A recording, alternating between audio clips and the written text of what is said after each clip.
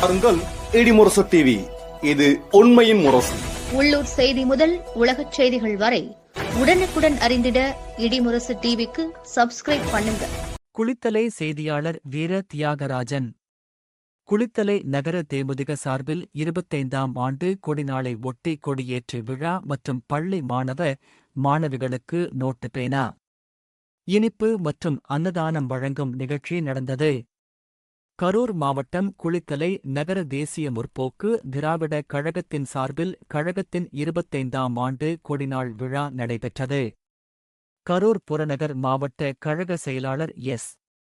B. சிவம் ராஜேந்திரன் அறிவுறுத்தலின்படி சுங்கக்கேட்டில் நடைபெற்ற இந்த நிகழ்ச்சிக்கு நகர செயலாளர் கே. பி. சுப்பிரமணியன் தலைமை வைத்தார். சிறப்பு அழைப்பாளராக மாவட்ட கழக அவைத் தலைவர் பேராசிரியர் ரங்கநாதன் கழக கொடியேற்றி இனிப்பு வழங்கினார்.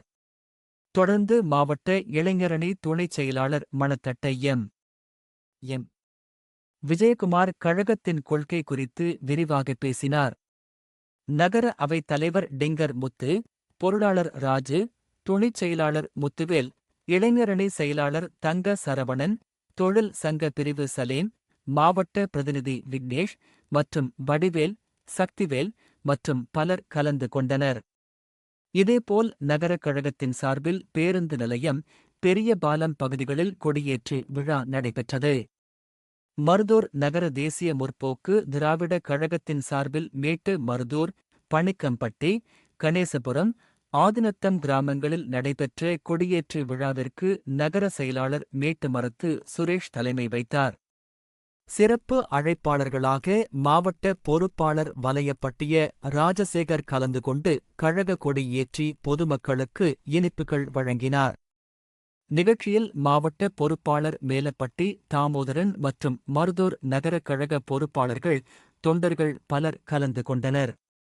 குளித்தலை காவியத் தலைவன் அறக்கட்டளையின் சார்பில் கடம்பர் கோவிலில் அறக்கட்டளை தலைவர் மணத்தட்டை எம். விஜயகுமார் தலைமையில் பொதுமக்களுக்கு அன்னதானம் வழங்கப்பட்டது.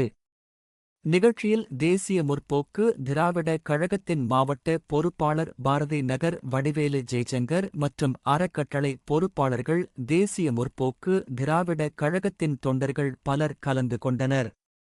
குளித்தலை மற்றும் மருதூர் நகர கழகத்தின் சார்பில் பள்ளி மாணவிகளுக்கு நோட்டு பேனா வழங்கப்பட்டது.